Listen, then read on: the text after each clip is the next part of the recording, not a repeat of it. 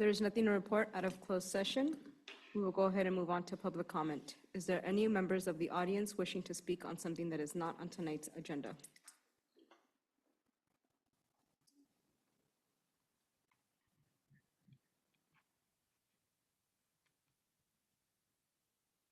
Having no public comment, we'll go ahead and close public comment and move on to our information items. Our first information item is the mid-year LCAP update and community input opportunity.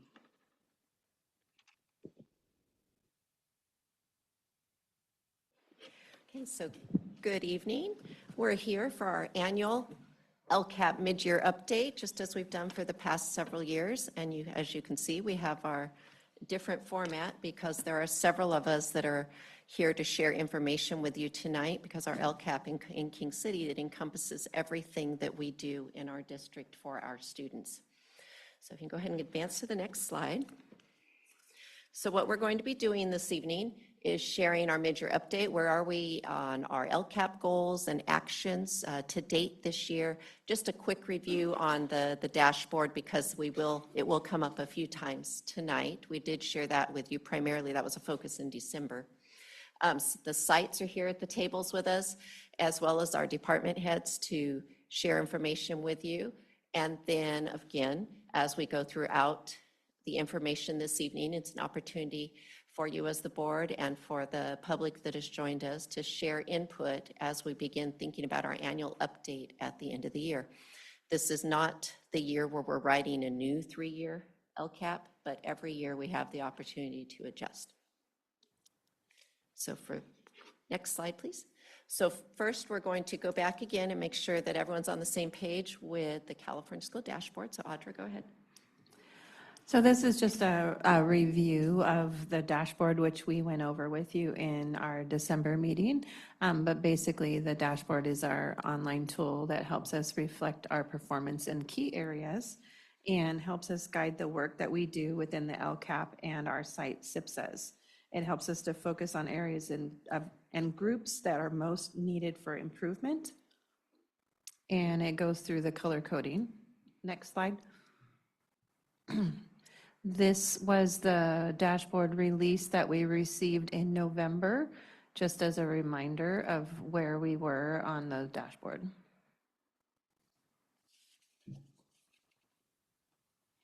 Okay, so for next slide. So for goal 1, remember our LCAP includes 8 goals, and goal 1 is where we have our actions and as well as our expenditures that are all related to every student in our district, every student walking in our door. What do we provide for them? So we have several different things that we want to highlight for you tonight about our progress to date on goal related to goal 1. You see several things bulleted there, but first we wanted to start by talking about our standards-based learning that you've heard us speak about several times since last year. So that is a part of goal 1. So Audra's going to speak to us about that a little bit, as well as our math pilot. And also on this goal, we're going to have a chance for our classified directors to share some progress related to their department as well. So Audra, go ahead. Thank you. Just a quick recap on the work that we've done so far with standards-based learning. Our teachers identified priority standards for math, and they planned pacing for when those standards would be taught throughout the school year. They then worked on developing proficiency scales and pre and post assessments to use with the standards to help guide their instruction based on students' needs. Just last week, we finished up our work on trimester 3, and we have the proficiency scales and assessments completed for just about every grade level. I think there's one grade level that's not quite finished with the assessment piece for trimester 3, but everybody else is completed, so they can start the next school year with them all ready to go and looking at how to make improvements. And they also spent part of the day, each grade level came on a different day last week, and part of the day was spent working with Dr. Shaver, where she taught them how to use the proficiency scales with the students and parents and in the classroom, as well as the assessments and scales to help them with planning their instruction. Then our next steps will be, as we move into the math pilot that I'll talk about in a minute, We're going to use our standards-based learning with the math pilot. So instead of just following unit to unit as we explore those new math curriculum, we are going to take the time to develop a plan where they can use those tools to still follow the standards-based learning work that we've done so that we don't lose the fidelity of that.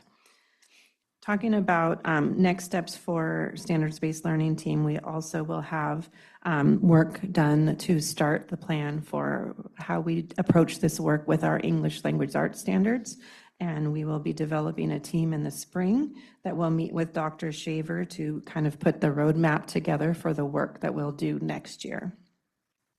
When looking at our math pilot process, we started talking about this at our first curriculum council meeting this year, and then we held a meeting earlier in January to discuss what we wanted our focus areas to be around when we go to look at which math programs to pilot.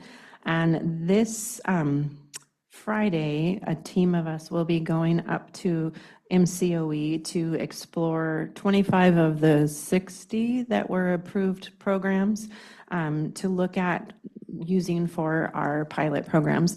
And our key focuses are on making sure that there's quality Spanish version of the text to support our dual language program, as well as making sure that there is enough rigor and that there's math collaboration and student discourse happening in the program with fidelity to support our teachers.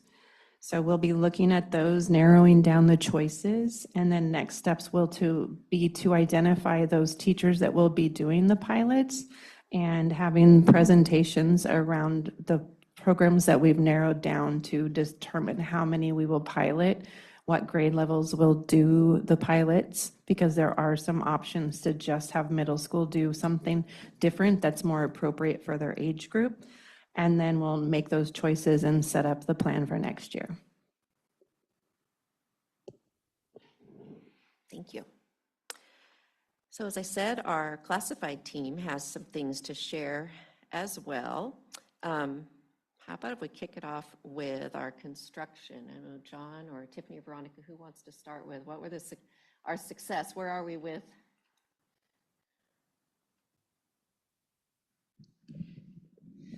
So after Christmas, we moved our TK and our K classes over to their new classrooms. We have 6 beautiful new classrooms. We're using 5 currently. We have room for another TK next year or an SDC class, depending on the age of our SDC class that moves in. The classrooms are amazing. They've had a few little tweaks here and there that have been immediately corrected. For example, some of the doors were sticky, and they were actually working on that today. They did recognize that the windows that face the playground also face the sun, and so they very quickly ordered blinds. They're being installed starting tomorrow. So, we're finding things as we go along, but the kids love their new rooms. They're large, they're beautiful. They're beautiful classrooms, and we're super happy to have the new classrooms there. We love our little kindergarten TK pod that opens directly to their playground. There's a lot of outdoor space for learning. Our TK is using a lot of that space as outdoor learning space too. So it's a beautiful addition to our school.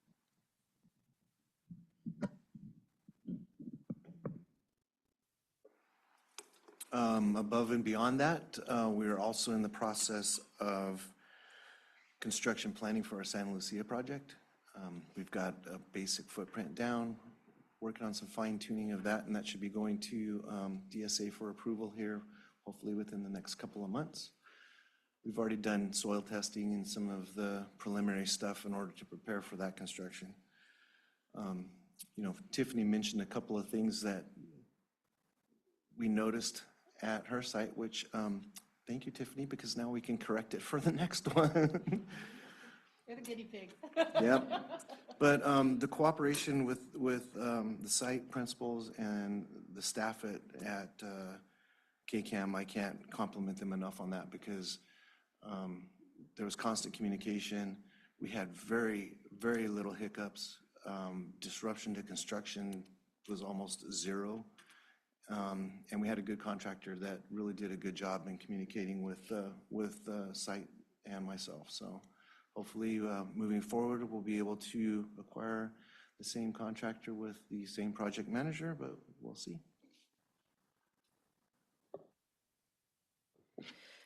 And Sean, was there any impact as well on our cameras, tech? So for the new buildings right now,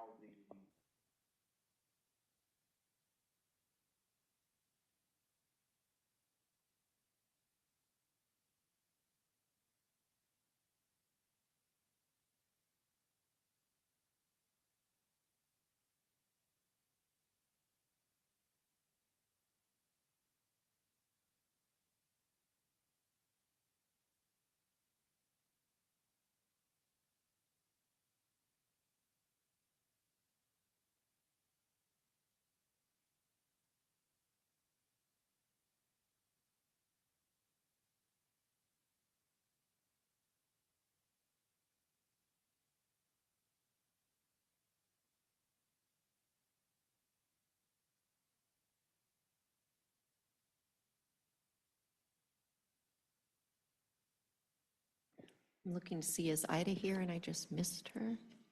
Okay. What Ida was going to share with you tonight, of course, is we've had the success of our fresh fruits and vegetables snack program at KCAM that expanded to Santa Lucia, correct, this year? And she's applying with hopes of being able to continue to expand next year. And they also have had some tastings with the students to look at bringing new menu items, so where they get the feedback from the students on those tasting days. Matt and Wendy, you were going to share a little bit on how staffing has gone this year. I'm not sure which one of you wanted to address first. So going into 25-26, we had 19 open certificated positions. We filled 17 of them. The two that we did not fill were a music that we had a 30% contract the previous year with the high school, and an art position. So those are still open and actively being recruited for. We support 375 staff members. 150 of those are credentialed staff. 182 are classified, and 43 are management or confidential. Our international educators are vital in our staffing. 10% of our staff are here on visas, H-1B, J-1, or other work visas. These teachers are critical, especially in special education, science, language arts, and we have one in PE and one in kindergarten currently. So given the new H-1B visa fee for anybody coming in new, it's $100,000 per person per year, unless we qualify for a waiver. And up to this point, I don't know of any school districts that have been successful in getting a waiver. So I will be requesting in the near future for the board to consider green card sponsorship for some of our employees, to keep those critical supports in place that we've spent a lot of time and training to ensure that we have long-term stability for our students. As far as credentialing for our current staff, in my opinion, this year is a really good year. We only have 16 permit teachers. 12 of those are intern on target to become credentialed before their intern credential expires. We have 3 short-term staff permits that should be transitioning to intern status for 26-27, and 1 PIP that will qualify for a short-term staff permit next year. We added 11 new positions this year. 8 were classified, account clerk for ELOP, child supervisor, 3 custodial, a para-educator general, and 2 SLPAs. We also added 3 management confidential, which is the accounting tech, the principal on special assignment, and the SLP that we transitioned from virtual support to on-site. We're currently mentoring 3 Alder resident teachers, 2 at Arts Magnet and 1 at Shalom Peaks. These resident teachers, upon the completion of the program at the end of the school year, will have their master's degree and a preliminary teaching credential. So they're in the classroom all year with a support provider teacher. And we just got notice last week, I believe, or maybe, yeah, I think it was last week, that there are 4 people that were approved for resident teachers for next year. 2 of them are DLI and 2 of them are special ed. So that's exciting for us to grow those teachers into possible permanent staff for the following year. Looking ahead, I have no confirmed retirements or resignations for certificated staff. So right now we are recruiting for 2 DLI second grade teachers, and of course the music and art continuing.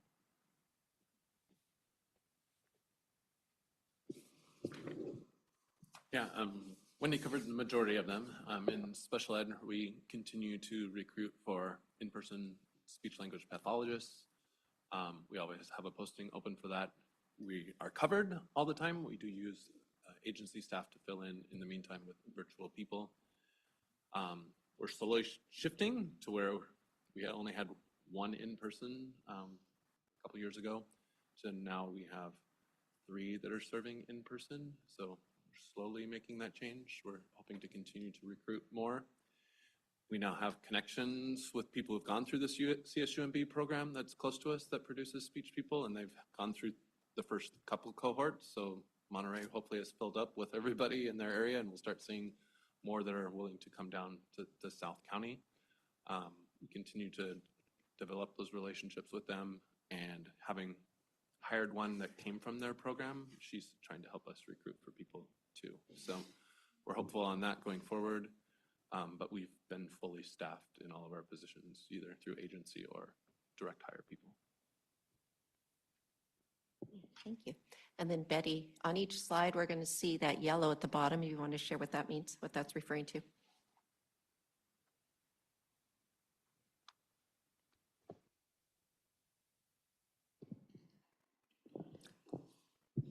So the yellow, those are the expenditures to date for for every student that we're serving in Goal 1. Right now, currently, from what was budgeted in the LCAP, we're about 50 to 60%. We've gone through 50 to 60% of that budget. So this is about what we want to see during this time. And this accounts for like personnel. Majority accounts for personnel and any like new programs that we've added throughout the years from the general fund. Thank you. So as we go through each goal, you'll see the expenditures, but unless there's something specific that Betty needs to point out or a specific question you have, we won't review it on each goal. It's self-explanatory as you look at it, but feel free to jump in if needed. I do have a question. Wendy, you had mentioned about green card sponsorship. Sorry if I didn't hear correctly. More or less, do you have already in mind how many we would be considering? Ish?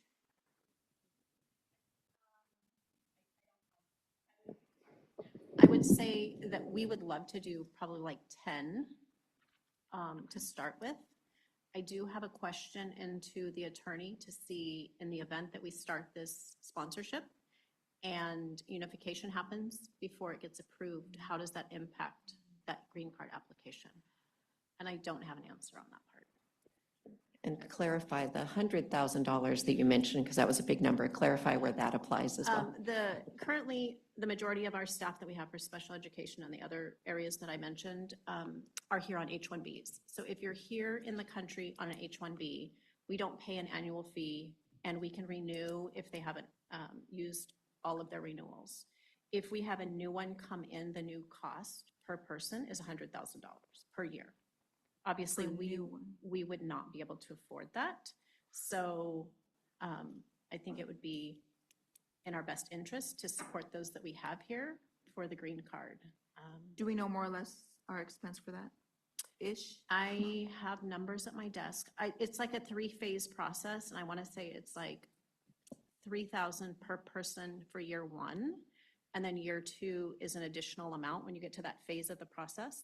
And then the third phase, actually the employee can pay for that, because once they get their green card, there's no restriction that they have to stay with us as an employee. So it's an investment, and if it takes 5 years to do it, they're with you for those 5 years. But at the end of the process, the green card does not restrict them to employment here. And just a quick follow-up on that one. So from those that we currently do have, the ones that we're looking to sponsor would be the ones that we feel that are more of an asset to our program Absolutely. rather than, Yes. okay. And I would also say those that are coming more to the near the end of their visa running out. So we'd have to get on those first. If more of the newer ones, we could wait maybe a year or two more and then start that process with them as well. Yeah. Now, was that something that we had projected, or is this something new for you? Okay, so it's something that we more or less had already projected in our finances.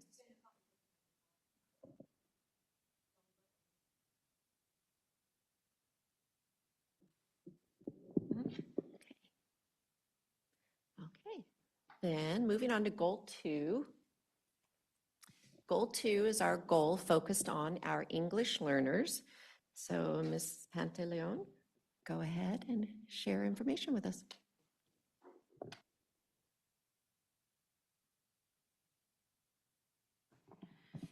Good evening, everyone. So we wanted to start off by explaining on the dashboard what an LTEL long-term English learner is. And so on the dashboard, an English language learner student who has not obtained the English language proficiency within 7 years is considered what we call an LTEL.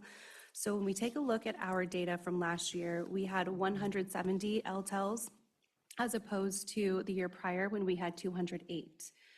When we take a look at the data and how our students performed last year, our LTELs actually scored within the blue. They are making 57.6% are making progress, and they are outperforming the state long-term English language learners. So that's definitely something we would like to highlight.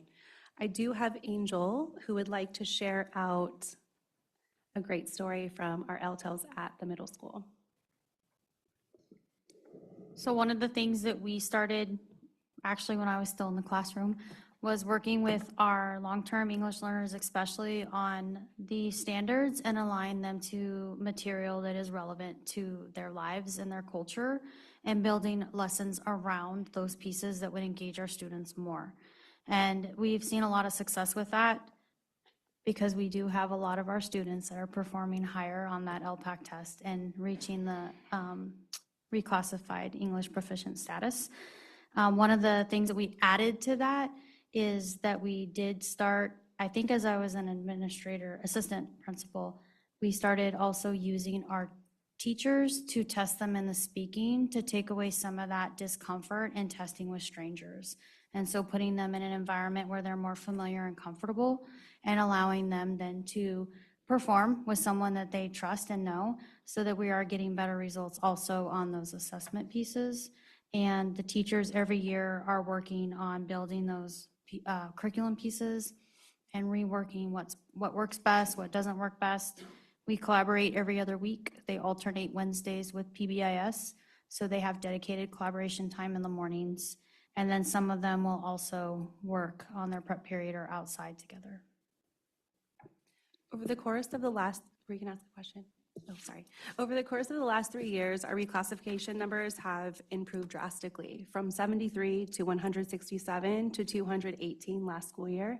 When we take a look at the site data, we really want to commend our middle school. They are the majority of students that are reclassifying in 6th, 7th, and 8th grade. For our newcomer students, we currently have 105 newcomer students. This is also a number that has increased over the course of the last 3 years. 3 years ago, we had 49 newcomers.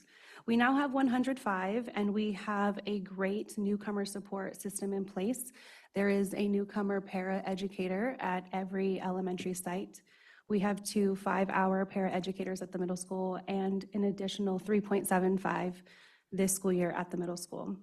They are led by our wonderful ELD TOSA, Anna Alvarez. They have monthly paraeducator meetings where we sit and we discuss what our students need and what that teaching looks like.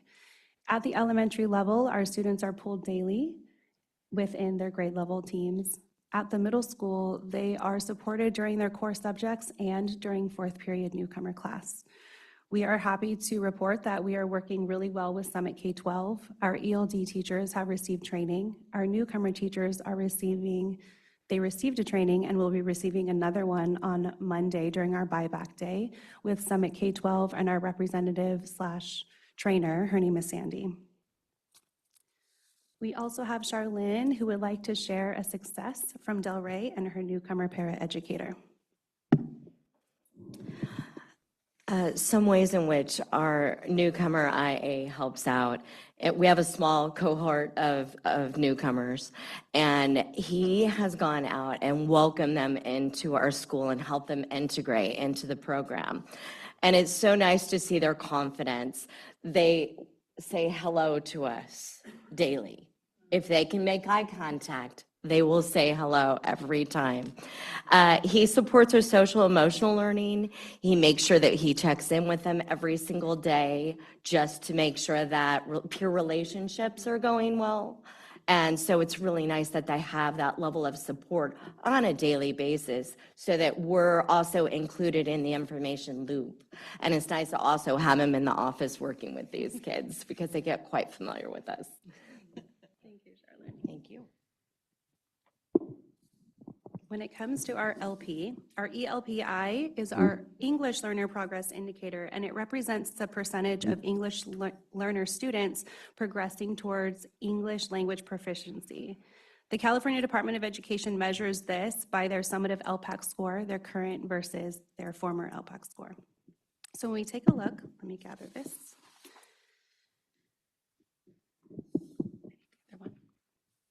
As a school district, we have maintained our LP score of 37.8%, and 45% of our students have increased their LP score by at least 1. When we get into our English language development support, we have designated and integrated ELD. During designated ELD this school year so far, myself, and if Anna has been available, has attended every single classroom to see what their English language development looks like. As you know, Audra has lost her phone.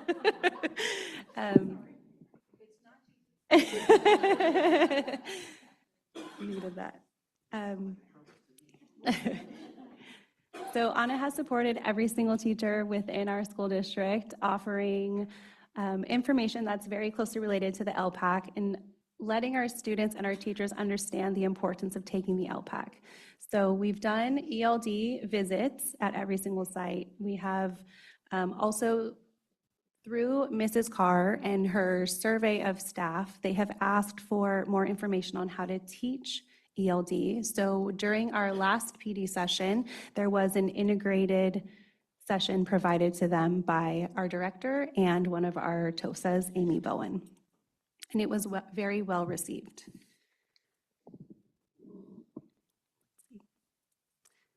We also have had our DLAC meetings. Based on our community's feedback, our families are wanting more information on what the domains look like, what those question types look like, and how they can help support their students at home. So this Thursday, if I can do a little plug, we have our next DLAC meeting for reading. We're going to take a look at the reading domain from kinder through 8th grade, and we'll do the same in March for the writing domain.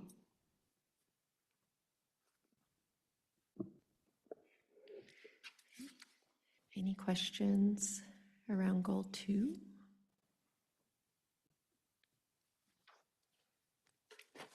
All right, then for goal 3, this is our goal focused on our students' academic achievement in English language arts and math.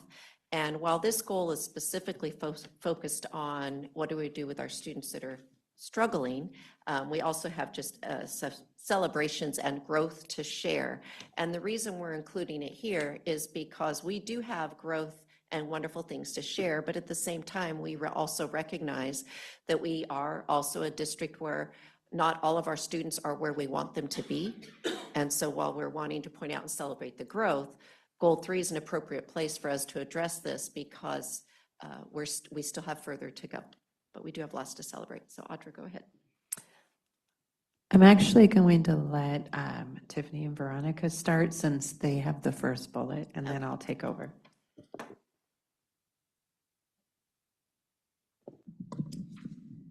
All right, so I'm going to talk a little bit about Data Talks. Data Talks is something that our site administration teams worked or started last year. This year, we are continuing with the work with Data Talks.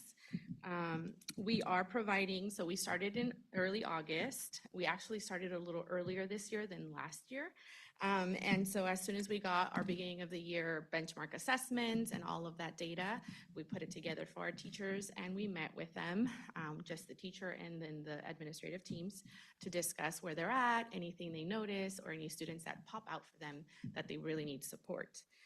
We are continuing with our Data Talks this mid-year, during this middle of the year. And we're providing side-by-side beginning of year and then end of trimester 1 data or middle of the year data. That makes it easier for us to identify students that are struggling in all academic areas. We added some new information this time around regarding students, regarding costs, so which students are currently enrolled in our cost system, something that Mallory will speak to later on.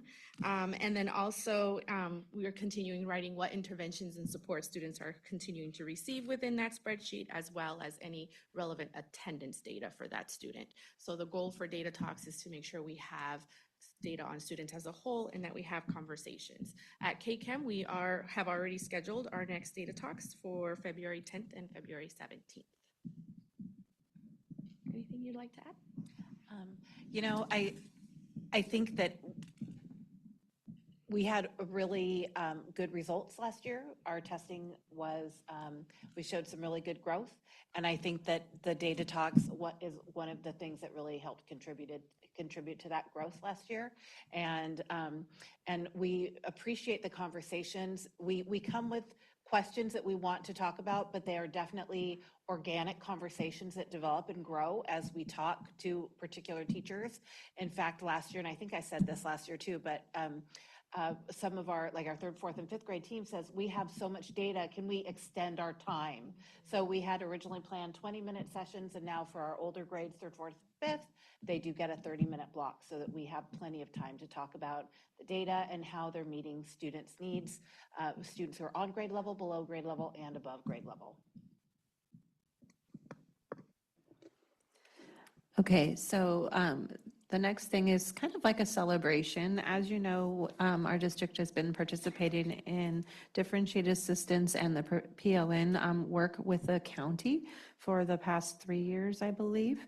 And I want to point out that now, for the 3rd year in a row, we no longer actually qualify for differentiated assistance.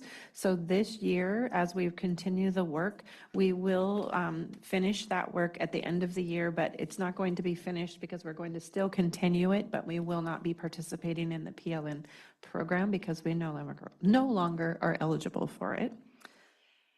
So that's a big celebration, and I know that the teachers that are on the team are very much set on making sure that we continue that work and continue to push the work that they're doing and the focuses that they have for math into the classroom for years to come.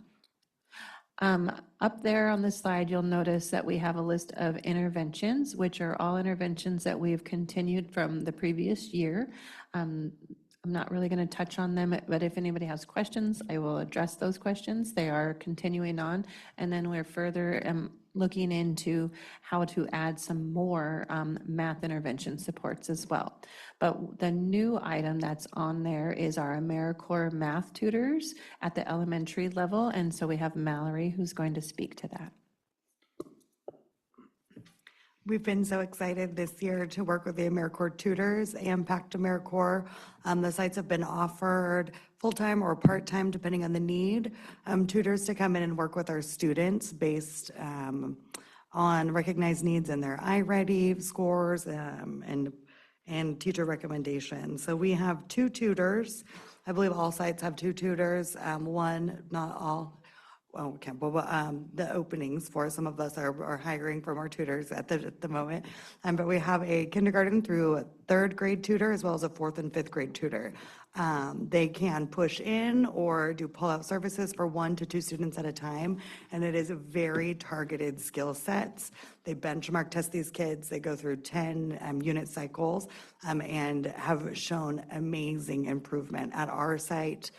We've been so excited to get to see the progress in our students' iReady scores being reflected from those math core tutors. So it's been really exciting to watch.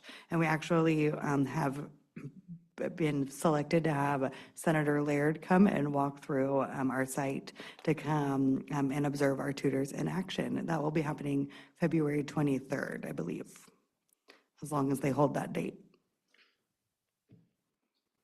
Okay, the next item is the pilot math program, which I already talked about when we were just addressing goal 1. So I'm going to skip over that and move on to our 95% training and iReady training that we have continued to do to support our teachers for improving instruction. And we have specifically this year a focus around small group intervention supports around reading, and they can also get that with iReady. They're getting instruction actually coming up this month as around doing the small group supports based on their mid-year data information that also will be directed towards giving math support for our students. We also have a program review currently underway. It's almost completed for our English Language Arts program. We've been working on this all year. It started with a ELA program survey that was sent out to all of our staff to get feedback about the curriculum that's being used, the supports that are in place for our students around English Language Arts. We then had to do a curriculum review of the sources that we use. So we had a review with 3 different rubrics that were selected from our curriculum council for Wonders, for Study Sync for the middle school, and for 95%. And those rubrics were focused around how to scaffold for English language learners, alignment to the standards, and for evidence-based practices. Then currently right now this week, we have West Ed here with us visiting. We're doing classroom observations, student focus groups. Today, they actually held teacher focus groups and admin interviews, and then we'll finish up the classroom observations and student focus groups tomorrow. And then the next steps will be to compile all of the data and put it in a report that we will bring back to you at a later time this year. And last but not least is the Bright Spots celebration. So I'm going to kind of give a little bit of an overview about the Bright Spots, and then we have our award recipients will share what they qualified for the Bright Spots in. So Bright Futures Monterey County gives recognition awards for Bright Spots to schools in the county. Bright Spots were identified through an examination of countywide data, not countrywide, countywide, sorry, countywide data across their 7 cradle to career goal areas, with an additional focus on the 4 largest equity gaps within each goal area. 4 groups within the largest equity gaps in the county were parent education, socioeconomic disadvantaged and homeless, English language learners, and race and ethnicity. The criteria that they used for identification of the schools were that schools with these groups they had to be performing above the county average and staying consistent with their growth. So when comparing data from the 21-22 school year to the 24-25 school year, their scores could not decline by more than 2% during that time, and they must grow by at least 3%. So now I'm going to hand it over to our recipient so they can share what they qualified under. Angel, you want to start? I'm super excited to let you know that our homeless population over the last 4 years had a 12% growth over the county's growth. So we will be recognized on Friday for that growth.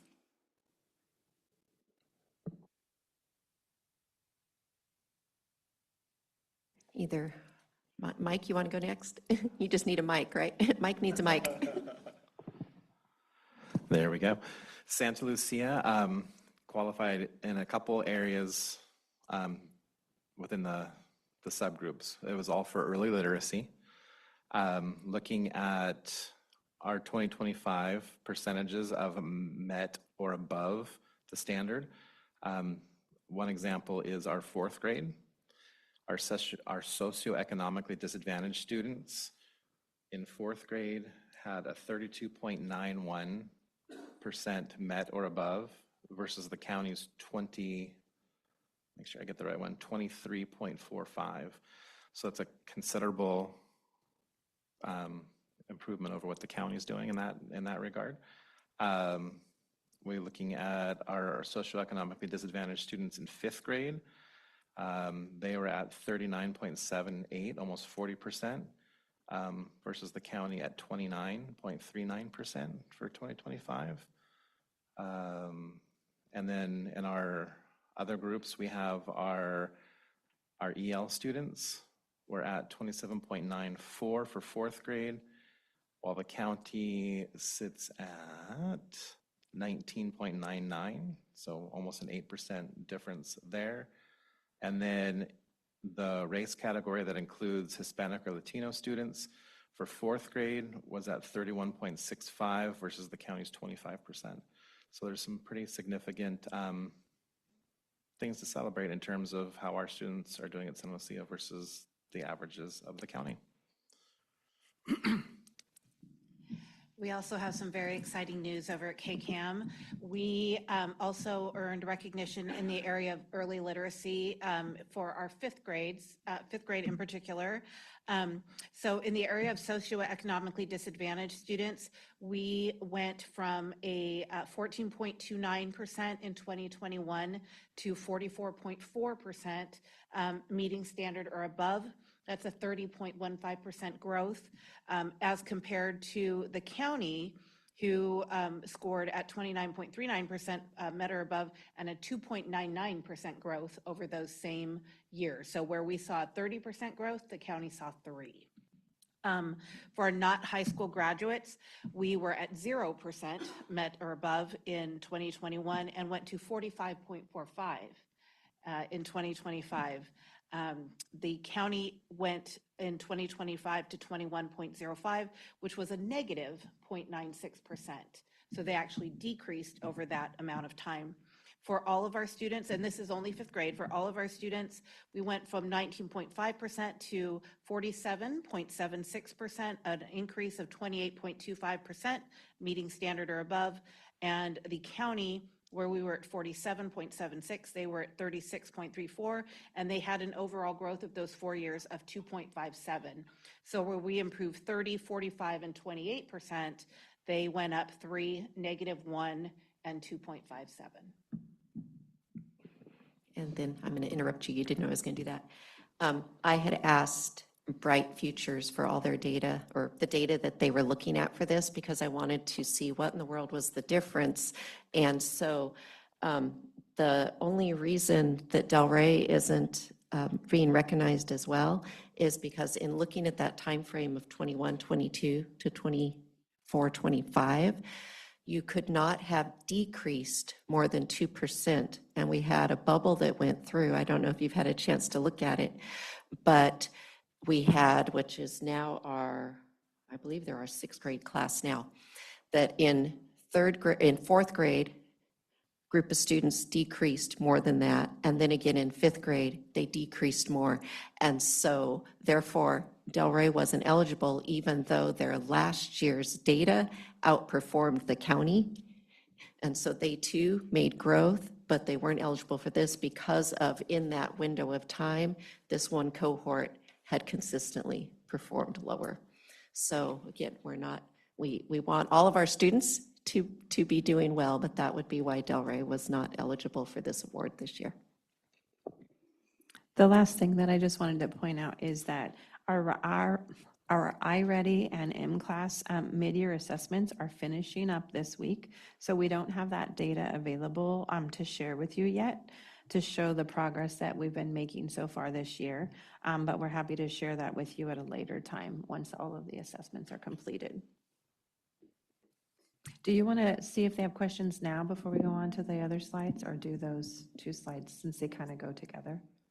Sure. The next slide is also, it's a brand new one for all of us. This is something new the state has come out with. It's still around our language arts and math scores. So do you have questions before, or do you want to hear about this and then? Questions before, because I know we skipped a couple of slides. Sean, can we go back up, please?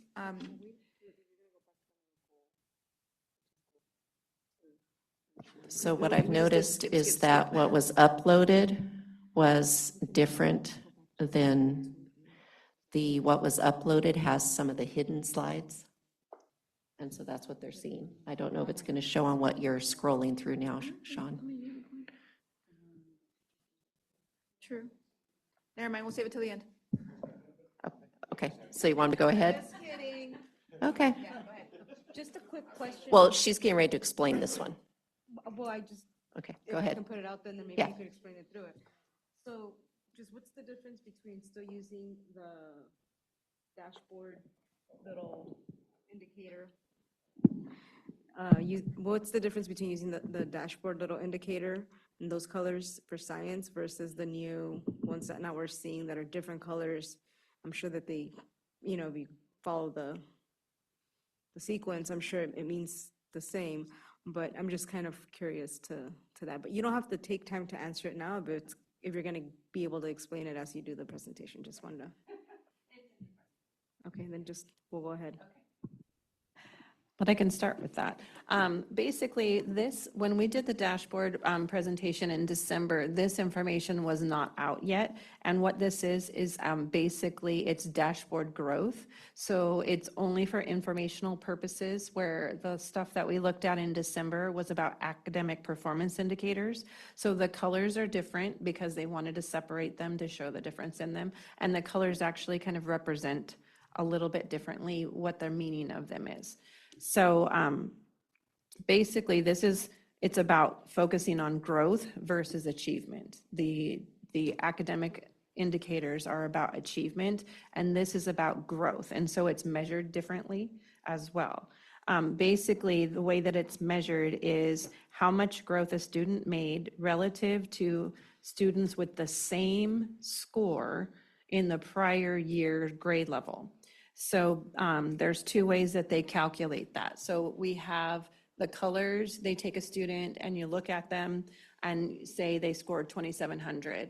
And then they measure the growth that that student had. And the colors are determined based on how they performed compared to other students who also scored that same score, versus it being the dashboard is based on the performance of how many are scoring at proficient. So you get more information with the growth about more individual students per se. Not like it's not naming students, but it gives you a bigger picture. So basically, the color represents the performance category for growth, which is how much a student grew, and the percent, so you'll see there's percent numbers inside the box. That percent number represents how many students grew or improved their scale score from the prior year within that same range. So if they look at all the students scoring somewhere, if they improved within that score, that range, then they're represented in the percentage, and then the color just shows how much they grew. Let's see. So if you look at this, the top one is for ELA and the bottom one is for math. And then it has the subgroups across the bottom, and they're too far away for me to see and too far on my slide. So what I'm going to try to remember, the first one is for all students, and then it's the second column is English language learners. The third column is Filipino. The fourth is Hispanic, homeless, I think. Yeah, okay, I'm like trying to see. Then LTEL, student with socioeconomically disadvantaged, students with disabilities, and then white on the end. And then we have district-wide versus the schools individually. So this includes students who scored even a single point higher, that percentage is represented. So even if they just grew by 1 point, they're in that number representation.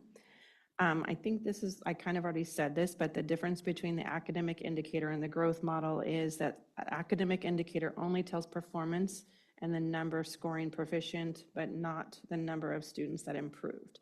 If a student went from red to yellow on the academic indicator, they aren't reflected on the dashboard. But on the growth, their progress would be indicated in the number of students improving. So we don't really get to see those students who made a lot of growth but didn't quite get to proficiency yet. They could have gone from the very bottom all the way up to yellow, which is right before proficient, and that's not going to be reflected on the regular academic dashboard. I think that's it. Are there any questions about that piece? I had a quick question on the intervention part. I thought what we're using Voxler and that. Have we seen is what we're using working? Is it something that is working? Is it beneficial? You know, we were talking about the whole based study and seeing what works with it. Have we done any of that with intervention? I know you just stepped in, so I don't know if you've seen that part yet or you've heard any. Well, I am in the process of collecting data from beginning of the year assessments to the mid-year assessments to put all of that together. So I am tracking that now, but I can say that if you look at our ELA scores from CASP, from just the last year's scores, every single one of our sites grew significantly in ELA. They might have maintained on the dashboard, but when you look at the points from the distance from standard, they all improved. So I would say that that's probably a reflection on the interventions that have been happening because of the focused support around giving kids what they need in that area.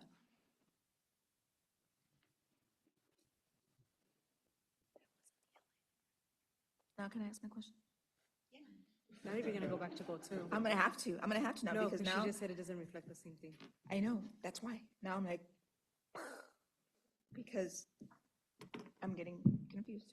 So can we go back to that slide now? Yes, so which one? So I was, The we one might that have we to just have it looked at. switch to a different, The English Learner Progress Indicator? right, so.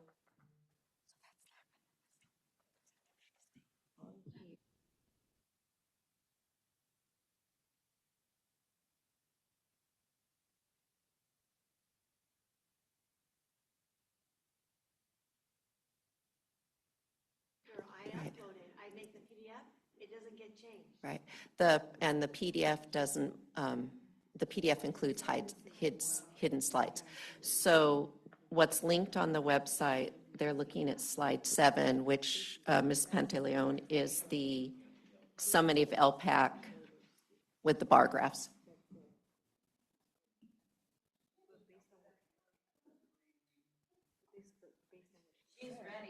Yeah, she's ready for TV. Oh, wait, but you guys aren't looking at the same thing. I don't have that one printed. Oh, it's here. We are looking at this dashboard. Okay, wait, which? Yes, okay. LP. Oh, wait, now we're on the Got same. it, thank you. Okay, so you're No, looking, that's the one I'm looking at. That's not the one she's looking at. She's looking at the one. Prior, you want the purple one? underneath it. Yeah, right after that one it's by site. Yeah, the one after that. 8. that one? Okay, All right, so this is not where I'm. So, dashboard. Yes.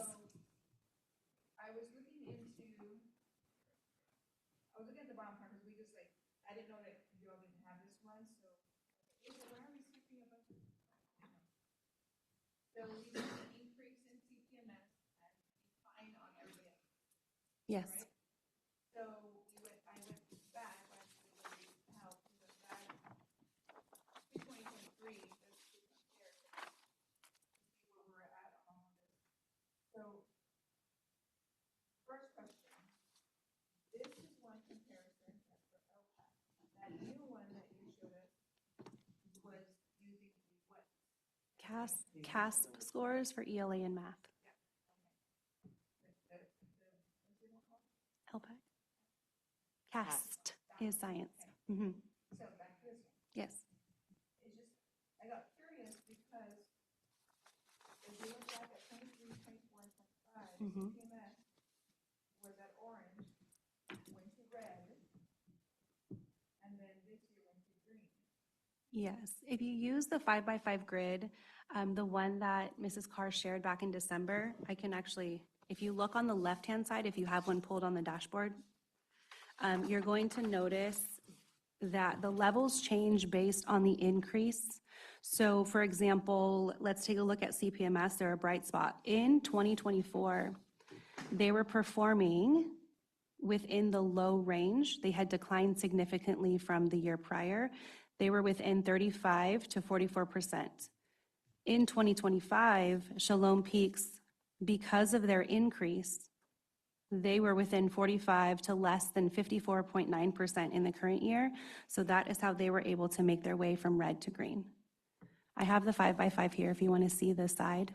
I was trying to see how, orange, red to green. Yes. Already from orange, green, then down to red. Right. So if you take a look at Del Rey and you see that they performed in the green, what essentially happens is we have students who are performing really well.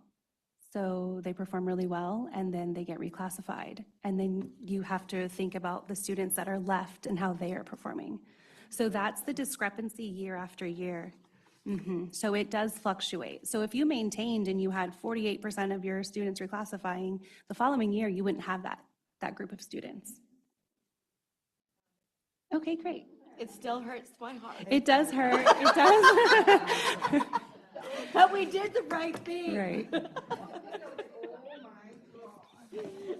And if it does help, our students who have reclassified are performing better or with our English-only students in math and ELA. This is one of those things when we were talking about the 5x5 at the December meeting, is that discrepancy where we were talking about the suspension rates. I also noticed that it happened where Del Rey improved in their score for math, but yet their color changed down. And that was simply because of the same thing, that they had done so well the year before, it pushed them up into a different row of the 5x5, which then made it where their color fall back because they didn't grow that 15 points, made them kind of change into a more negative color, which is really unfortunate because they grew, they improved, and it shouldn't look like they didn't by a color change.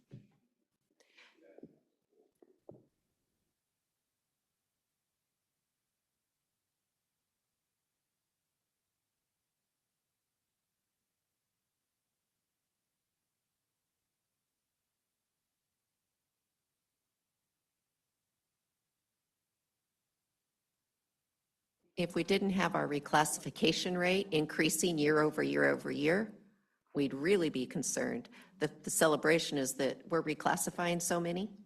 That means we are doing something right in that category. Doesn't mean we're okay with the fact that not all of our students are making at least a year's growth in their English language every year. So again, that's why I was saying we have things to celebrate. It doesn't mean that we're satisfied with the fact that not all of our students are making that progress, but we can't ignore the fact that, what was it, I think Ms. Pantaleon shared 45 or 47% of our students did make the expected progress. So but it is a lot to wrap your head around, I agree. I think it was Ms. Carr that was sharing earlier in the year with us when we were all talking on the suspension as well. And I think you were reflecting on, if I remember correctly, your middle school that you came to us from versus our middle school, and how your suspension rate was actually higher than ours, but you had a better color because it has to do with the change that occurs as well as what the number is. And because our change was so dramatic, and yes, we questioned the data, we realized that for the 1 year, we've been upfront with that along, but because our change was so dramatic for the negative, our color was actually, even though we had a lower suspension percentage, our color reflected much lower than the other middle school who had a higher suspension rate. So the questions are spot on because those are the things that can be very confusing. So making sure we're clarifying what it is we're sharing with you, that's exactly what we want you to be asking. Since we came back to this, I was gonna wait till the end, but some of us are not that patient. On, I'm ready. But since we came back to this, well, I might as well just ask it now so we don't have to come back. So, do we have any data on our reclassified students? This is something that I ask almost every year. How many have been able to maintain proficient, if not levels, or how many have declined in performance? I can share through the California dashboard, when we take a look at our English learners for math and for ELA, for students who are labeled as reclassified learners, they stay reclassified for 4 years in regards to our state testing. So our reclassified learners as a whole have increased, which is 567 students currently, have increased 9.8 points, and they are outperforming their English-only peers. So we can pull that data every single year to see how our subgroups are performing. But, and I know most of the reclassification happens at the middle school level, or we're trying to get it down at the lower grade levels. But for example, the students that have stayed with us for those 4 years, or a portion of those 4 years, do we have an idea of how many are still performing at, at the reclassification level, or have they declined in performance? Say we reclassified, some fifth graders, are we able to see if they've been able to maintain performance by, seventh or eighth grade, or if they have declined? Does that make sense? That would be something I would have to look into, because currently we can see as a whole that they have increased, our reclassified students have increased for ELA and for math as a whole. But to take certain students and then follow them, that would take me more time to do. Yeah, I totally understand. I know. I ask a lot No, when you're it comes fine. to these things. But that would be great, because that's a big key for me, Yes. is to make sure that we're not just trying to push them out as reclassified and then not continuing to follow with their ability to maintain progress, if that makes sense. But Yes. thank you. You're welcome.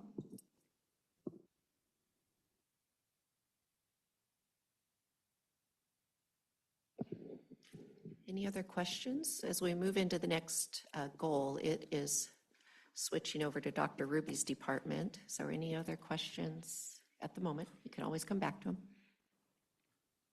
Okay. Then moving on, Sean, to goal 4. Okay, so goal 4 focuses on students meeting the social emotional needs, our climate, and we'll start by looking at chronic absenteeism. So we do continue to decrease year after year, which is great. We're following the state average. We had a huge bright spot with Shalom Peaks this year. They dropped from 20% to 12%. So I'm going to let Ms. Henson talk about that, celebrate that. So what I did last year coming in is really followed our chronic absenteeism students. That with Ed Code, chronic absenteeism is when students are missing 10% or more of their educational year. So we kept polling every month students that were missing 10% or more. We would create a list, and once a month I would be holding parent meetings to discuss chronic absenteeism. How does that affect their education? Provided them also the resolution that our district has for third-party verification if the students continued under that path. It really allowed me to connect with parents and find some issues of the parents are at work and they're not there to wake up the student, and brought in my family liaison and brought her into the mix as well to help our families, and discovered also some medical issues with some students that we weren't aware of, that then I was able to maybe recommend of looking at them for a 504 or what other things that we can do to help those students. Next, we'll look at our suspension rate. So as you know, we presented back in December, the suspension rate did go up. Overall, as a district, we increased by 2.3%. We knew this was coming. So again, as was just stated, while we are in the red with this percentage, it's because of the dramatic decrease in suspensions we had previously. I'm going to let Angel talk about what we're doing at the middle school to try to mitigate the suspension rate. So this year in particular, at the beginning of the year, we got together with our counselors, Ms. Henson, myself, Ms. Baltazar, and then our 3 school site counselors, as well as our CHS counselor, and talked about restorative practices and looking at what we're doing to work with the students that are having some struggles and making better choices, and having those conversations with them and documenting the conversations we're having. And then we also started working with our MTSS teacher that we provided this year, and having those conversations further, sometimes during the time of day when they tended to make the worst decisions, so that we could give them a break from where they were being encouraged to make bad decisions, as well as lunchtime opportunities to have an adult that you can have a conversation with.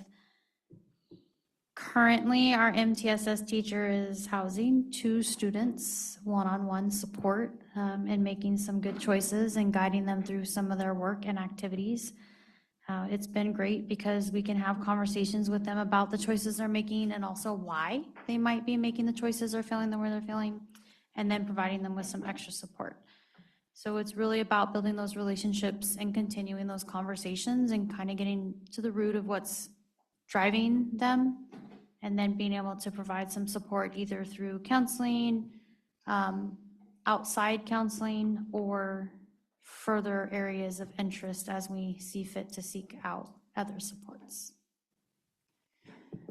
So to support our students at the Tier 2 and Tier 3 levels, we are continuing with Harmony at Home at elementary. We're continuing with Harmony at Home. Sticks and Stones, we provide group support for students. That's a Tier 2 support at our elementary level. And then we have our bully prevention program, which reaches all elementary and middle school students. For Tier 3, Veronica was going to talk about Harmony at Home. So I'm going to give you a little bit of information regarding Harmony at Home, which includes 2 of our programs. As Dr. Ruby mentioned, the first one is the Sticks and Stones Counseling Services, and that service is for trauma-based needs. So when students go through a significant trauma, and we are informed of that either by the student or a parent or just the teacher is aware, we do a referral for our services where they get, and they go through a screening or evaluation, and then it's determined whether they're good candidates for services. They go through cycles, it's 6 to 8 week cycles, and then they get reevaluated after that time to see if the need is still there or if the student is stable and can be closed out and give the slot to another student. Our other program that we have is the bullying prevention program. This is led by Ms. Marisol Villalobos, who works with, I believe, all of our school sites. And so her program provides 3 different types of services. So one is she has an open door policy during lunchtime on the days that she is assigned to your campus or to one of our campuses. And during this time, students can come in with their peers if they're having any kind of conflict, and she will help go through conflict resolution with them. And this is by choice. She also supports by being out on the playground, just making herself visible and supporting students. Another thing that she does is she does monthly lesson signups. So she does share digitally with teachers like a sign-up sheet, which includes a link for them to view the different topics and resources that she uses during those lessons. And what she does is she pushes in for 15 to 20-minute sessions, and she teaches to students about different topics, whether it's making friends, dealing with emotions. Teachers can also request a specific topic if they're having or noticing a need in their classroom with their students. And then finally, the third is a referral for individual students that would come from staff admin staff or admin, and that's for any students that are specifically showing signs of, are exhibiting bullying-like behaviors towards others or are experiencing situations where they feel they're being bullied or harmed by others. She does pull them into the counseling room for sessions where our Harmony at Home, at our campus, they share the same room, and she works with the students.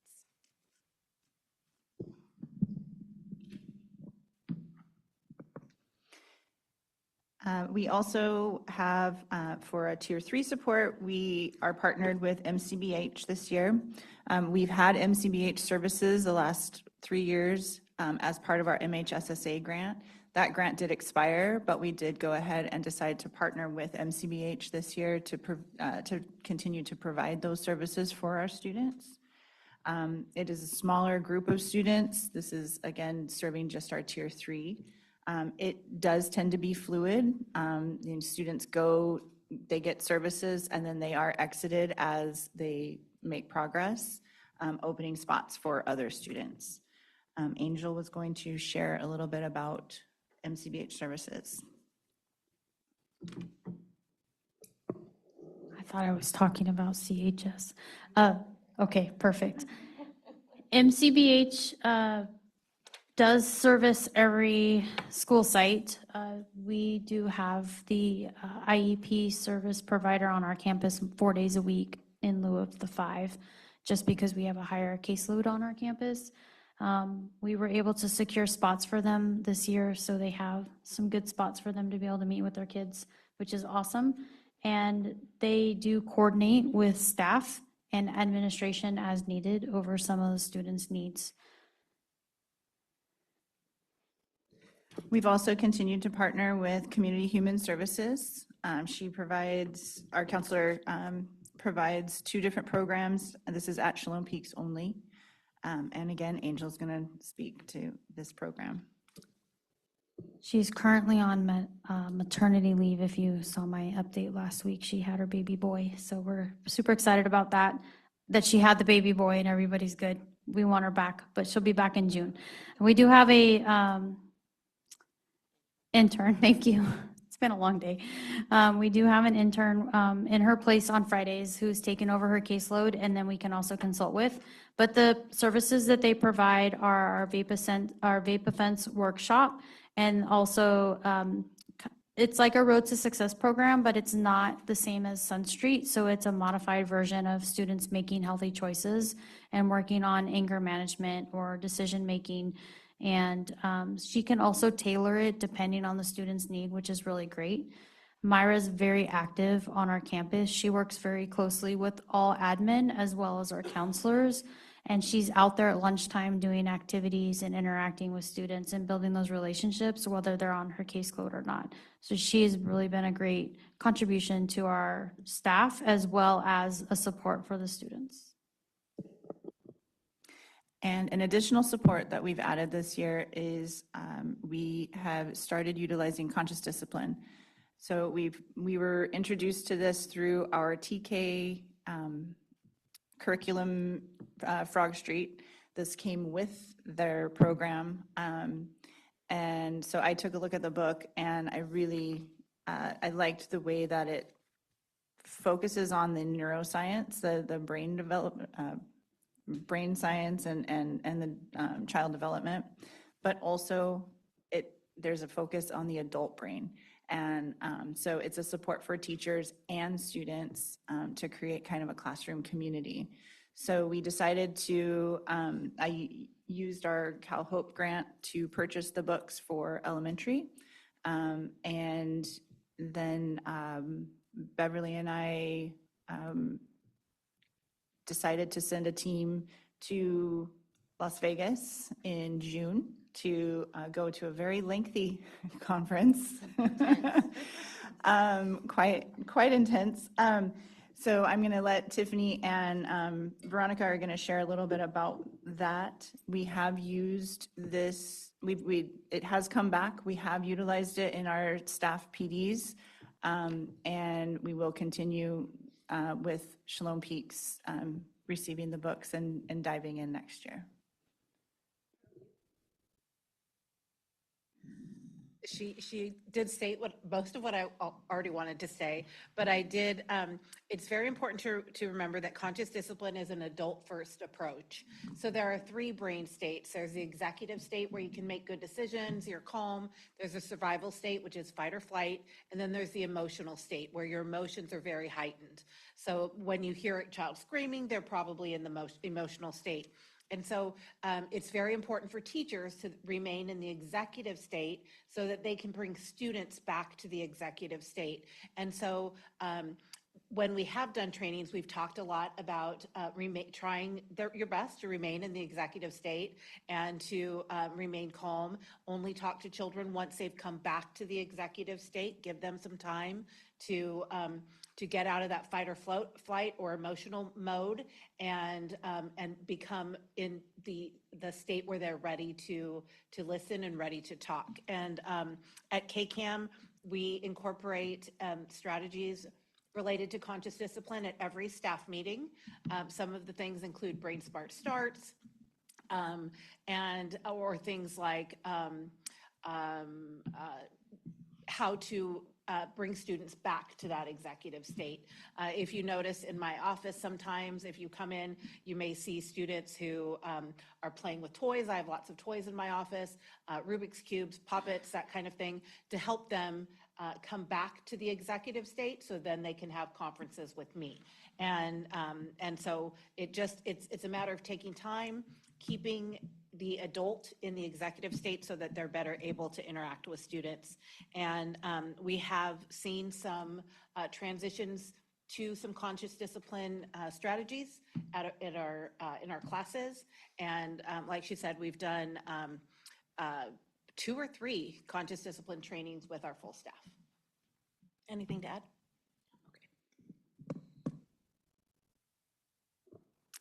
And that's goal 4. Any questions? One thing I had requested sometime before, just to keep it in mind, unless you already have it with you, is these programs are things that parents agree to have their kids involved with. So one time I had requested to see if we could know how many students were referred versus how many students were actually going into it. So just to be able to get those numbers as well, because I know that's obviously going to be higher than what's actually been accepted by the parents to fulfill the program. So you want to know how many referrals were declined by parents? Is that, okay.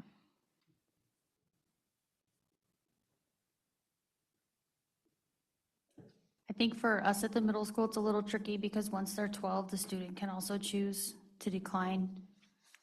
And what we do in that situation is while the student may say, I'm not doing it, we still check in with them. Our counselors will keep a watch on them and check in with them once or twice a month, and once a week or every 2 weeks, so that we're still reminding them that the services are there, but that we're keeping an eye on them to kind of monitor their need.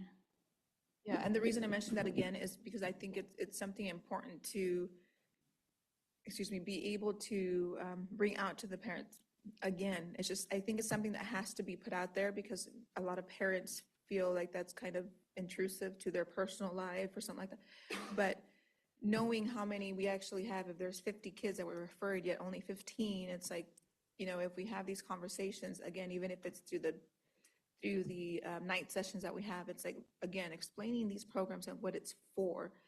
But it's important to see that it's like, wow, we have a lot of kids that are in need of these type of services, and that's important. Social emotional, we've seen that, how much it has grown, and for parents to see, even if we present some stats in a general talk, is just knowing like, hey, in our school we have these needs, and these are how many kids we've tried to help and refer, yet they don't, but this is how it's beneficial.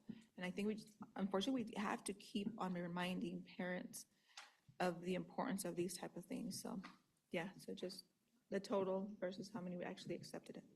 And just to piggyback on what you're saying, not waiting to inform the parents of what these programs are about when they need them, like in hopes that they're going to accept them, but maybe, doing like a beginning of the year type of informational meeting where we can let the families of the district know what is going to be available in the district. So if they happen to get a referral, they're more familiarized with what the intent is behind them versus you're getting a referral and this is what it means. Cafecitos. So we do actually have them at tables at all of our large events. And then KCAM for the second year did have a resource fair where they had everyone there to talk about them. But that is something that we can look at maybe our first cafecito when we do talk about all of the kind of nuts and bolts of school. We can add that topic in there and make sure that parents do hear about that. Were you going to share about the cost team related to this goal? I think, yeah. Were you going to share what it is? Because Okay, that's a go new ahead. addition.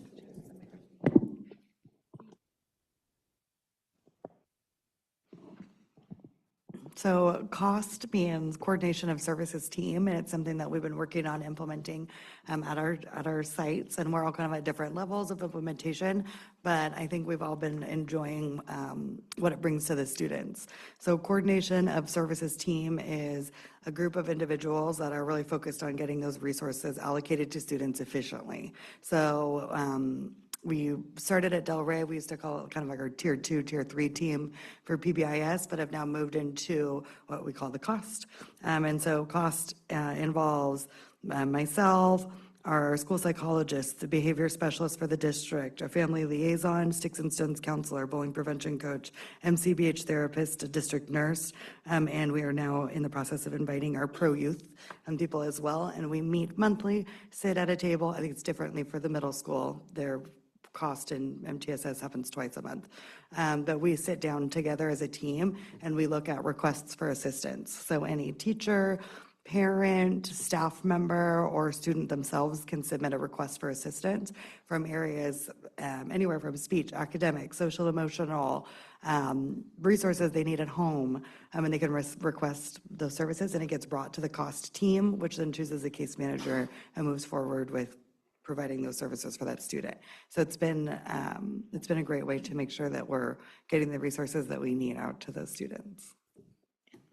And every site has a cost team this year.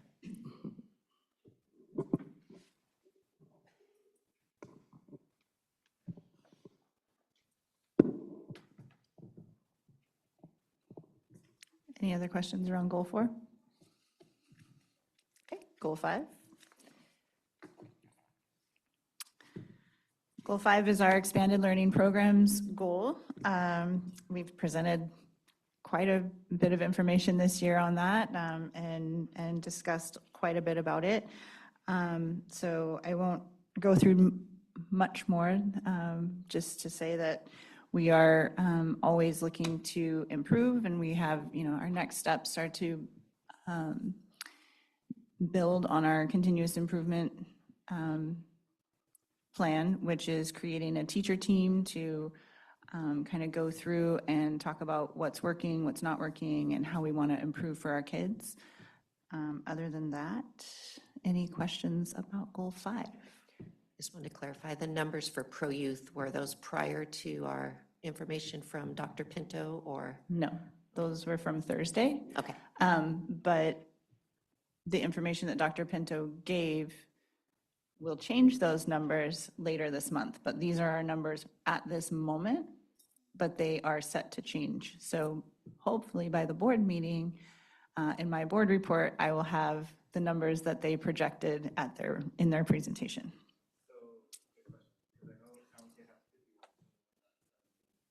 Those should reflect that new class that was open. So they haven't started, but they'll be reflecting those students, right? Because I know last time we were at 51 for San Lucia. Yes, so they have, I would have to look back at my email to see, but they put their whole plan in there, and it was in line with Dr. Pinto's presentation. Mhm.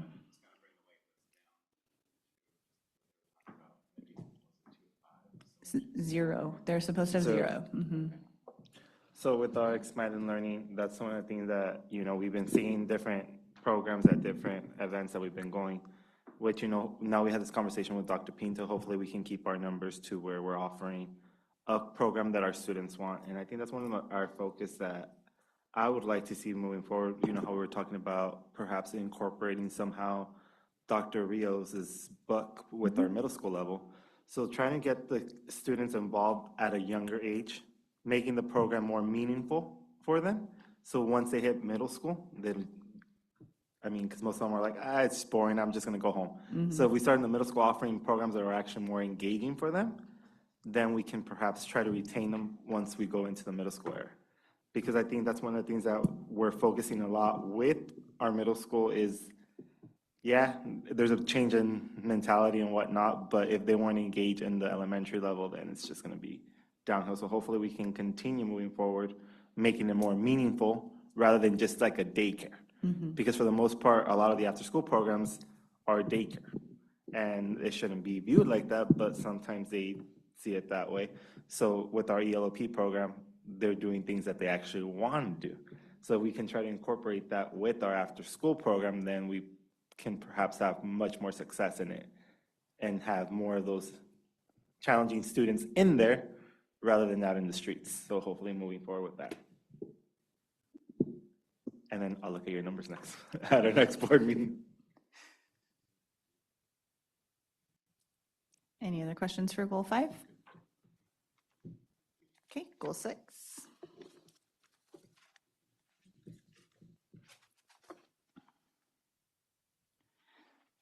So for goal 6, this is our family engagement, family and community engagement. And the goal is always to increase attendance and support for our students. So we offered opening doors this year, and it just kind of maintained the attendance. We are going to be doing a second series in the spring, and we will be inviting all of our students as the new enrollees into TK and Kinder, hoping to get the parents kind of locked in right from the start. So looking to continue to grow on that. FLI grew by about 15 parents for the fall, so we're hoping for that same to continue increasing for the upcoming session that's coming up in 2 weeks. Dia de los Muertos doubled in attendance this year, and Las Posadas over doubled. So those events are going well. Our community is definitely attending and enjoying those events. Our cafecito attendance is growing little by little, but we are seeing increases, and we had our scholar system keynote the other night, last week, and we had 44 that attended, which was up by about 20 from the previous year. So that was a really encouraging increase. We have a few other sessions that'll be coming up that our liaisons will be presenting, and that's our Parenting Partners curriculum for our CPMS families. They'll be working with those families through those sessions, hopefully having a much larger attendance than last year. And then our sites have had their own events. So we'll talk about, I think Mallory's going to talk about ELAC.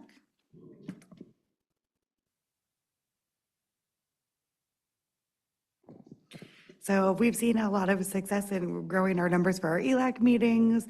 We've done a lot of things like including having snacks and offering childcare. We've actually been working with my liaison has been working with the high school to bring volunteers in, does like a coloring table with kiddos in the back of the cafeteria while we host our meeting. So that's been really nice to have the community involved that way.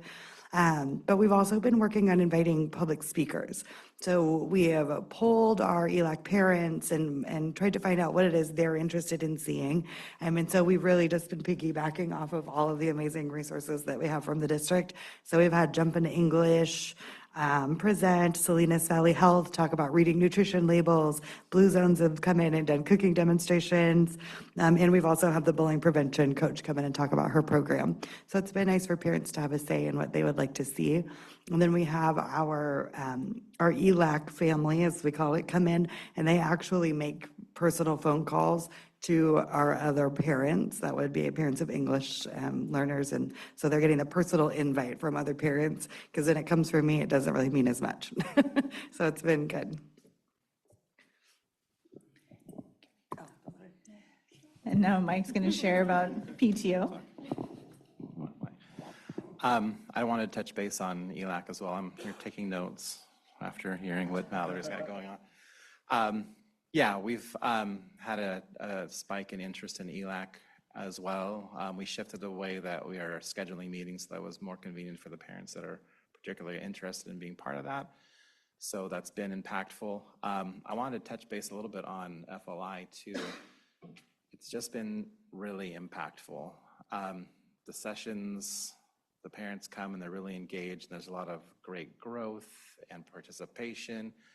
And I can say without hesitation that parents from our site that have participated in that have displayed a different appreciation for school and in managing communication with school and things like that. It's been great.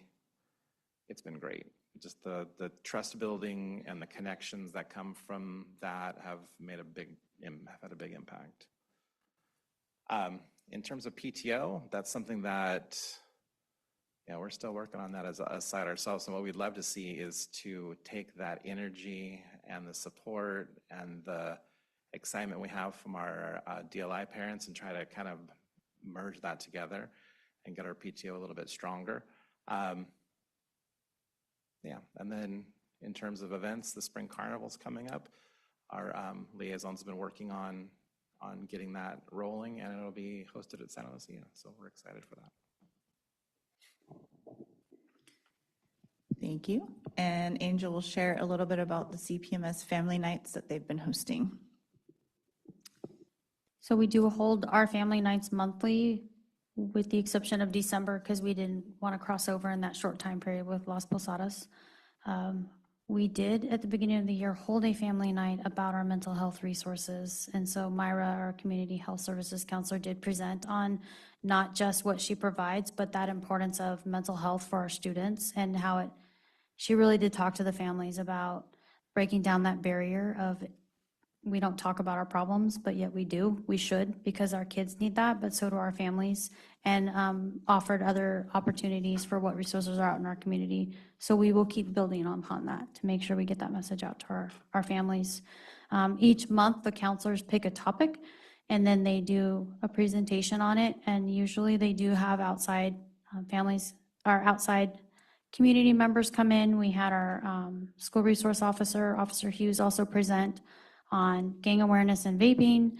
And we had a back to school reset just this last month so that families could come in and understand the dynamics of middle school and grading and Parent Square and Power School, so that they're informed on how to use a lot of the services that we provide to keep on track of the students' progress at school. Bringing our families in for more involvement is kind of my challenge this year, but also a goal of mine. Working on my clear credential for my admin credential, I have definitely made it an inquiry cycle for me to solicit feedback from our families. So I've collected surveys last week, and I'm looking at the topics that they're interested in, and we're going to provide some opportunities to really hit those family nights on what they're interested in and what they want to hear more about, so that we're meeting their needs better, because my job is to build that community and bring our families in so that we're working better together. Angel, what are your outcomes when you hold these presentations to parents? So when you had the mental awareness and the gang awareness, what would you say your percentage of parents that show up is? I would say on the gang awareness night, we probably had 15 more families there than we normally see. Our range is anywhere from 20 to 30 families coming in. It's usually the same families, which is, I kind of put the survey out there to like, how do we get more? And part of the survey, we even tried to entice, like, would you be willing to bring another family with you? Just to see if they could get them to say yes, maybe they'd commit to that and remember that moving forward. A lot of questions privately at the end of the presentation. So parents are asking questions and they are wanting the information, which is great. And then I have a couple of parents that will come in and say, oh, I was talking to my friend and I told them they should come talk to you, or I gave them the information we got, but I said if they had questions, they should come see you. So it is opening doors, and I think anytime we do something like this, it's going to build as we grow, as we've seen with some of our other programs we're doing, like FLI. What about for the mental health awareness where the counselor spoke on the programs that were available and some of the things that were available? What would you say the outcome of participation or involvement was with parents? I would say that we had a lot more, again, personal questions at the end, but in meetings with parents, we do offer some of those outside services and talk about the importance of mental health. And when we kind of talk them into the idea of understanding that, like, our kids have a lot, especially when they have school to worry about and the dynamics of being in middle school and the social pieces on top of the grades. And then sometimes families do struggle, and that's normal. Everybody has a struggle, but we're here to provide support for that struggle. Parents start to become more open-minded about using the services and wanting to seek out help. We've been able to give them information to MCBH, so they can seek out outside family therapy if they were interested in that. And we've also shared with a lot of families and I'm totally going to blank on what that card is that we send to the families that kids can text and get instant help. Soluna. Yes, thank you. And there's another one that starts with a B. I want to say Bright Life Kids. Yeah. So depending on the student's age, we share those postcards weekly with families, and they're receptive to hearing about it. We do have some that are resistant, but I've seen more families kind of almost like drop their shoulders in relief, like, I have an option here. It's not just me doing it on my own. And you had mentioned that you entice, or you try to entice families to, will you bring another family? But do we create those opportunities frequently? Because I know that sometimes we'll hold, a meeting or an informational item, but then the time that lapses between the next one, and I know you just reset on the back to school recently for the, I believe it was for the gangs, but like for the mental health. Say we recently had one December before going back, but how more frequent would you suggest, or would you think it would be To repeat the beneficial topics? in order to create that opportunity Yeah. to entice families to bring another family for the information? Yeah, I think that is definitely something we can look at and that is needed, because the more we hear it, the more we learn it. I mean, we know that as learners ourselves. So it's definitely something I can work with my counseling team on. And this was general for all the sites. It's just that Angel's the one that's presenting right now, but I would, of course, want to generalize this across the district. I think the fine balance is figuring out when is the best time for parents to meet, shuffling around the time periods, offering that childcare and snacks. At our family nights, we always have activities for the younger students so that the parents can feel like they can hone in on the conversation and focus on the information being provided while we keep the kids on the other side. But we are looking at ways to bring in snacks. I may be talking with Mallory later. And then I think too, to consider when it's the off season for our families, really taking advantage of that time frame to not just do programs like the FLI, but also provide these kinds of informational items, both in daytime, because we have a fluctuation of how many parents are available, or the type of parents that are available at daytime versus evening, but definitely starting to take advantage of that off season so that we can kind of spread as much as we can across the community and the district. Yeah, I agree. And the final thing to share here is that we have started the Community Engagement Initiative. That was a grant that I had applied for last year. When we got it, I asked Angel if that would be something that Shalom Peaks would be interested in. Not to say that everybody wouldn't be, but when it comes to middle school, we tend to see the engagement drop off. And so we did start that work, and we are moving towards building that community engagement and creating some authentic, trusting relationships. And that's kind of the goal that we've set as a team. And we're looking forward to continuing with that. I just got to apologize to Angel really quick. I should have been looking at Dr. Ruby, but because you were the one that was speaking on those things, I was talking to you, but it was directed out to you. For site things? For the site meetings? Just in general, like the creating the opportunity of topics to recreate that opportunity to entice families, to bring more families in, to take advantage of all of those off-season times. You know, we're having the FLI, but it's my understanding that we're having another daytime, so we didn't create the opportunity for the evening parent. What? No, this is my concern, not a question. So things like that. And so, again, sorry, I wasn't trying to, I was just having dialogue with you because you were the one that was talking.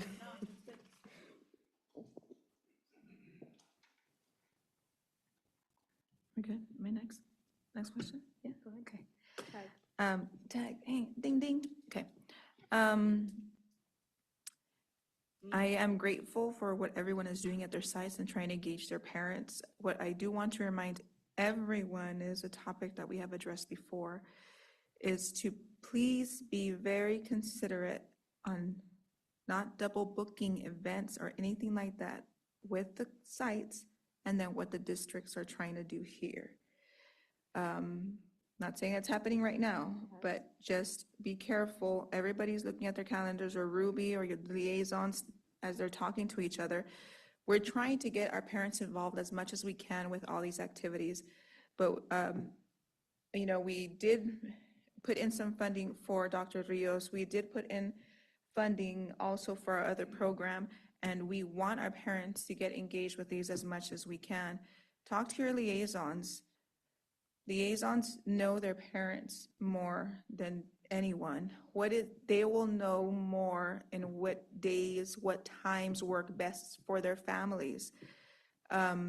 We had talked about having, as an example, our FLI having a time where it's a daytime FLI classes, and then we talk, okay, we'll do one for daytime, the next time we'll do evening. So just being wise on what days are being done, the times that we're accommodating things, and ensuring that we're checking with sites and making sure they're not having their own events at their school sites that will affect what we're trying to do here at the district. We want our parents at every area. One thing, just as a notation that I thought of, if it hasn't been done before, is normally for parent conference nights that, you know, the whole world goes. I just thought about CPMS right away, even though I'm pointing to you over here. Because you just see a bunch of parents just like walking everywhere, right? And my thing was, well, if we host something when it's done at the cafeteria, it's like, hey, now come in here, we're gonna have a little talk with parents, whoever likes to be there. They tell us at work all the time, if you feed them, they will come. So it's like, you know, just trying to think outside of the box. While you already have parents there, what is it that can be provided at the time? But again, for everybody, it's being considerate of the other sites and what the district is also offering in regards to a parent night or anything like that. Because we do these classes. I had not come to Dr. Rios' session. I was able to come in for partial and I was here with Tony and Dr. Ruby. I had even told her, please bring out some more tables. Like, you think we need some more? I think so. Bring out some more tables. And I'm thankful for that. And I'm sad I couldn't stay, you know, the whole time. But people have interest in it, right? And they can pass on the word, but we still need a little bit more. I'm hoping still to continue to open. I do see the need, as Ms. Ruby had said, about CPMS. The reason I bring that out now, and I can publicly say it now, because a lot of word has been going around, and that way none of them have to say it.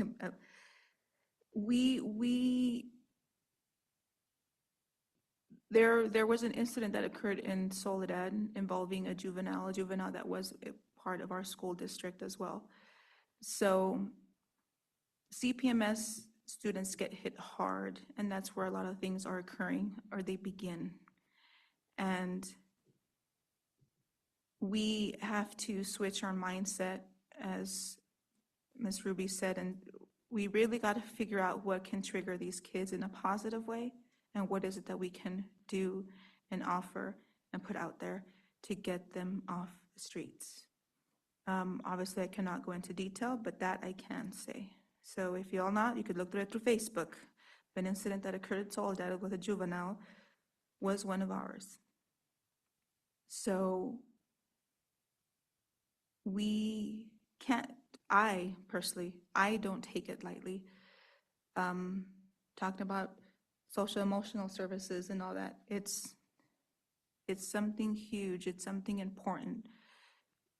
And we can't put a blind eye towards that. So we gotta all work together, even if that means with other sites, because those kids are gonna end up going to CPMS as well. And you all know the kids in your schools that are already having some difficulty, and then we'll start transitioning over to CPMS. And that's a huge concern. If you already have concern of some fifth graders now who will be transitioning over to sixth grade to Lone Peaks, that we got to think about them. We got to think about those kids also who are transitioning over. And I know it's difficult, but let's all work in unison and definitely talk to your liaisons. Y'all have some great liaisons who really try to put it out there. I don't know how many times I received the message about Dr. Rios over and over and over again, everywhere I could, like bling, bling, bling, and it was from, they're trying, right, to put it out in different avenues, but yeah, do as best as you can in your sites and try our best not to book things at the same time as others. That way our parents can be in everywhere. Remember, we have kids at different ages, some from elementary and some from CPMS, and the parents want to be involved, but how if they're going to be pulled to different directions? They can't be at both places at the same time. So that's it for me. But again, thank you for all that you all are doing. I feel like, Dr. Rios was a great success, but it's always an area for room for improvement, always. And just one more thing in terms of scheduling. We kind of have to look at the community scheduling as well, because the library has a lot of events, and we've actually booked over, or they've booked over one way or the other, library events, and it just impacts everybody's attendance. So just keeping track of things that are going on in the community in terms of events and things, so that's also something that we don't step on the toes of other organizations. I did want to clarify, because earlier in the year when Dr. Ruby talked about the FLI, she did talk about the fact that we'd be having it 3 times this year. So this is the second, and the third has always intended to be the one that's hopefully, because staffing-wise, our presenters for our FLI. So the intention is that the third event will be evenings, and if possible, include a weekend. And that has been, I believe, when you presented on it earlier in the year. But we cannot require our classified staff to work after hours or weekends. So that is something else that we're trying to work on between now and that third event. On that though, if we are able to try to recruit our classified staff earlier on, then again, waiting for that date to get closer, I think we have a better chance of filling those bodies, but I get what you're saying. So we can go back and forth if you want.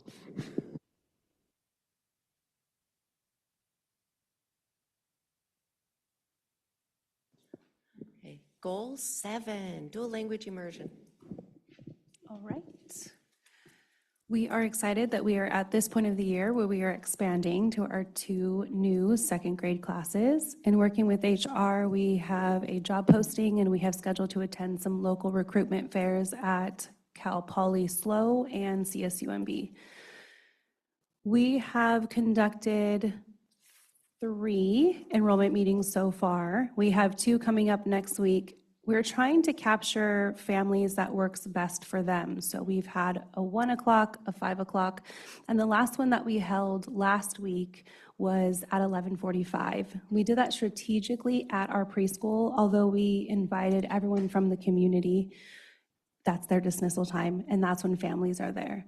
So from that meeting, we actually added 11 new commitment forms.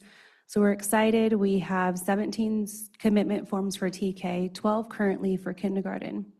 Each school year, we will continue to have 20 students for TK, and then we will have 28 openings for kindergarten each year. I'm going to pass it off to Mr. Jones to share some of our successes with our DLI team and our parents.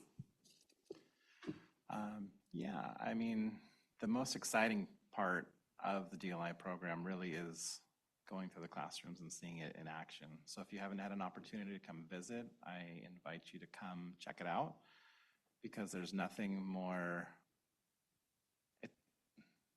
it's just fun. It's really fun to see. They're little because we just started, so it's all of our littlest ones. But just to see the interactions and how students are getting comfortable using their Spanish, and the way that, you know, they kind of bounce back and forth sometimes, and it's very heartwarming. And in terms of engagement, that has been the greatest part for our parents. Is just there's a huge groundswell of support for the activities that we do around DLI. The cultural committee has been working on different events, and parents come out in force to support the event and to participate in the events. The Christmas parade, there was 2 flatbed trucks to hold all of the parents and students that wanted to participate. And it's just been, I mean, over the years, our PTO has struggled. And to see this level of engagement just like flood in, it's amazing. So that's exciting for us. At the mid-year point, we held just a mid-year informational meeting for our parents, just to remind them of their commitment, because when they sign that form, they're committing to 7 or 6 years, depending on if it's a TK enrollment or a kindergarten enrollment. We also reminded them of the importance of attendance, just in general in their child's education, but more importantly within our DLI program. We are so fortunate to continue our partnership with ATDLE and the executive director, Kevin Chavez. He has just shared a wealth of knowledge with our team, with our TOSAs, with our teachers, and our paraeducators. So something new this year is we're also offering training for our paraeducators so they understand how to work with our students as well. Through ATDLE, we have co-created a walkthrough tool that discusses negotiations of meeting, comprehensible input. What are those teaching strategies and best practices that we want to see within our DLI classrooms to ensure that our students are maintaining their target language, which is Spanish, and opportunities for them to turn and talk. So we continue with that form. Mr. Jones and I, our next step with that is to use that form not just when Kevin is here visiting our site, but when we go in for an informal walkthrough, where we can give our staff immediate feedback. In our last DLI collaboration, they expressed wanting to have something instead of just a generic conversation during our debrief at the end. So that is our next step. We are also we currently work with Lula Libros for grade level classroom libraries. But as we look at our LCRS funds, we're looking into how do we expand bilingual books within our school library. So that's something that we're excited to spend some money. So hopefully we can do that here soon. Continuously conducting check-ins with our DLI staff. What is it that they need? Where are the areas that they think that they need more help in? So B-readers, as you heard of, the last one, they're in the beginning stages of that. We have phonics curriculum that the students are showing progress. We also have Shunya Kids. Now what's happening is because we are working so closely with Kevin Chavez, and he is like the person of ATDLE, he continues to make wonderful remarks about our teaching staff and our students, and he's constantly saying, oh, here's a new partner, here's a new partner, here's a new partner. So I'm working with the staff to ensure that they understand I can do this pilot, I can take on this other thing, or I need to wait next year until I get my, feet on the ground. As Director Carr stated earlier, we are in the middle of M-Class and iReady testing. However, when we do pull the data for our kinder and first grade classes, there have been improvements, 100% improvement in M-Class from beginning of the year to middle of the year for every student that has been tested. And we're seeing an increase in iReady math scores as well.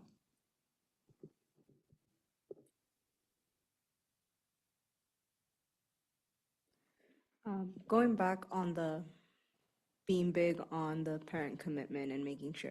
So with all of these parent meetings that we're holding, it's still mandatory for them to attend at least one of those meetings, right? So even if they have, because you said that they're having to recommit 6 to 7 years, right? So even if they have, say, a first grader, now they have a TK student coming in, we're still requiring them to attend these meetings and make that commitment to us, right? That is correct. Okay, I also, yes, for everyone. And if you have your third kid and it's second grade, first grade, and then you have a TK, that's a part of our framework. I had a parent approach me today at dismissal at Santa Lucia, and she said, hey, I know that there's another meeting. Do I need to go to that one too? Because I can find like a babysitter and I can get that done. And I just looked at her and smiled and said, no, ma'am, you only need to attend one. So we have people in the community that are excited and interested. They want their spot. And I believe at your first couple of meetings, that was where we saw the most of our current parents that were coming to sign the commitment form for the next sibling coming up. Yes, and so. Including we had some staff members that had to make the time to get over here. Correct.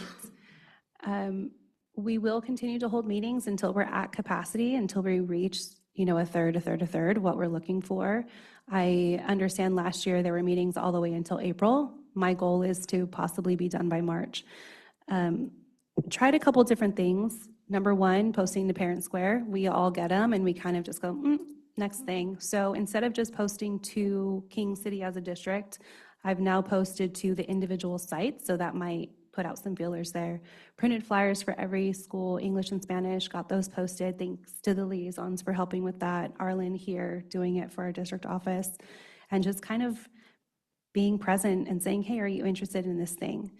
The next step would also be to connect with our local preschools besides our King City Early Education Center. And Anna Alvarez and I are excited to go and chat with them and see if they even want to host us one day. I've been trying to get superintendent to do these kinds of messages, but have you considered like a video message? I know you're posting to the sites, but maybe having like a video message of explaining of what the program is. And I would generalize this for whatever informational items we want to host, but.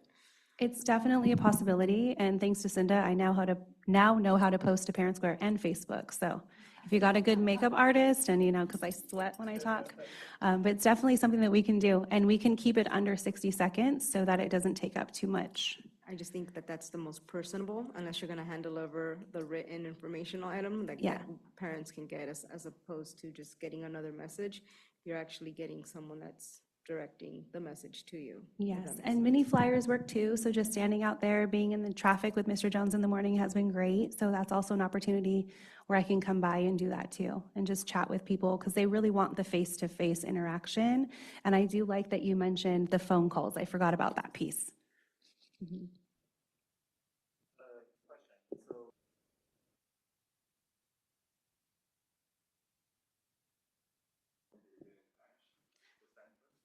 English. That's a great question. I am going to make an assumption right now, unless Mr. Jones has an exact response.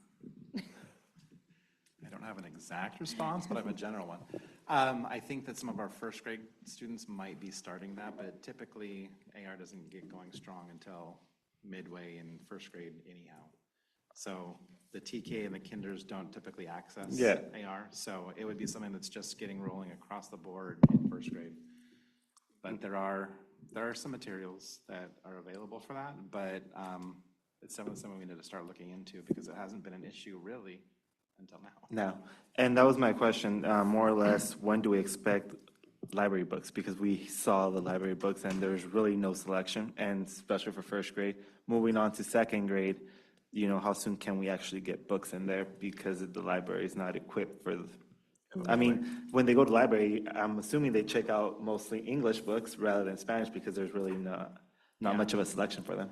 One of the things that we didn't touch base on that was in one of the slides was, well, we did talk about a little bit, LCRS grant, and that is our literacy grant. This is coming up to the final year of it, and our staffing, the funds for the staffing is secure. And what we're looking at now is what types of things that support reading can we purchase that'll have long-lasting effects beyond the cycle of this grant. And one of the things that we're really looking at is supporting classroom libraries and our school library as well, so that there's materials that the kids can access, and yeah, especially for our Spanish books. Yeah, because more than anything, I mean, thinking for next year, second grade, they're more into the AR at that point, so hopefully we can get that ball rolling quickly. Thank you. These materials we purchased before the end of this year, and they'll come probably before the end of the year. Correct. I have it already as a task for the month of April to connect with Lula Libros because they create a curation for each grade level. And that way we can have them before the school starts.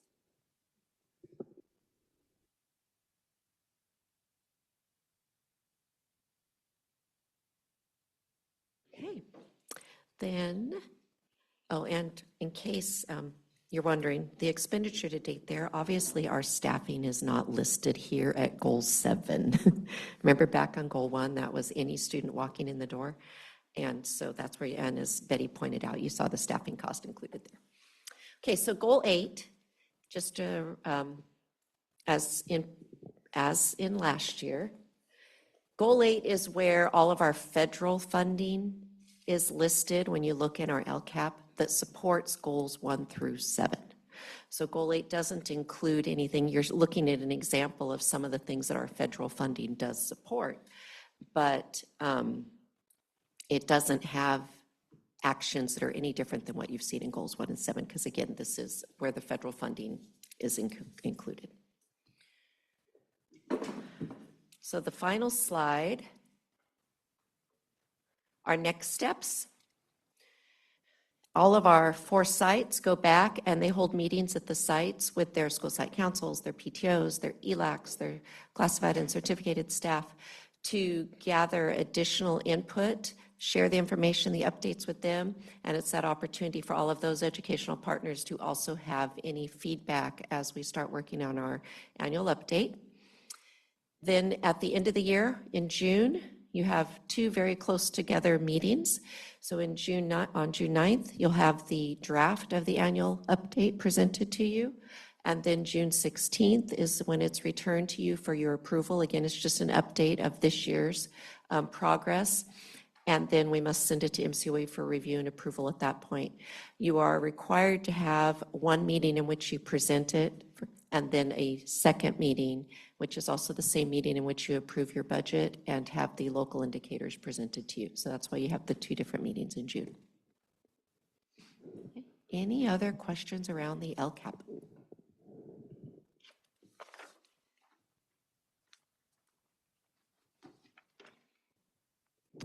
Okay. Then if you go back to our agenda,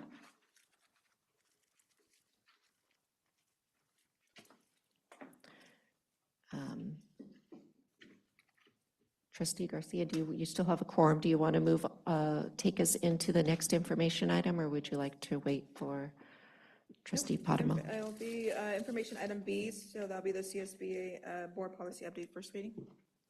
Okay, so we needed to add this evening. We have some items that have specific to response to immigration enforcement. There were new rules that went into place on January 1st and regarding what needs to be updated in your board policies. So we needed to get that to you now so that in 2 weeks we can bring it back to you for your second reading. So that's why you have this added on there tonight. And it's around, includes various things such as the postings that are required that we have in our offices. Again, we've talked about before the procedures for training our staff and how do they respond should enforcement be on campus, as an example there. But that's why you have it presented tonight, and then it will be brought back next week so that we're meeting the required timelines.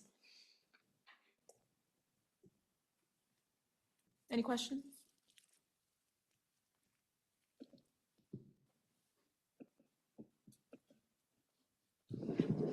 You're back now.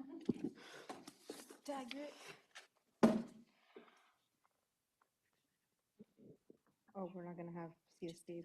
Oh, okay. Wait until I'm gone. We will now move on to action items. Our only action item is approval of consent to representation of conflict waiver with DWK. So as we've all discussed in some of our previous meetings, for our unification, potential unification process, and now that we're at the point of working with the county committee, which will bring all that information back at our meeting in 2 weeks, it'll be an item on your agenda. In addition to, you will still have your newsletters coming out in between them. But as we move forward in those meetings, we will want our own legal representation for our district, especially as we look at things such as fiscal matters and property. Lozano Smith cannot be our representative, even though they are representatives of so many other things, because they represent all 3 districts as well as the county. So each district needs to have their own representation, and DWK is someone that we already do have a contract with for all things related to our bond and construction, and they are available. Joni and I met with the attorney that would be representing us. However, we do need a waiver because they also represent for construction matters Greenfield. So we need to sign a waiver that we are agreeing that we are not going to have a conflict of interest with them representing our financial, primarily again, our financial items that we'll be looking at on behalf of KCUSD. Greenfield also has to sign a waiver. Any questions or comments from anyone? No? Okay. Having no input, I'll go ahead and bring it back to the board for a motion. I move to approve action item A, approval of consent to representation conflict waiver with DWK. Second. All in favor? Aye. Aye. Okay, that moves us down to advanced planning. Our next regular board meeting will be Tuesday, February the 17th. Board members, if you can look into your calendars, your schedules, and come up with some dates for a retreat, that'd be greatly appreciated. With that said, I'll now entertain a motion to adjourn.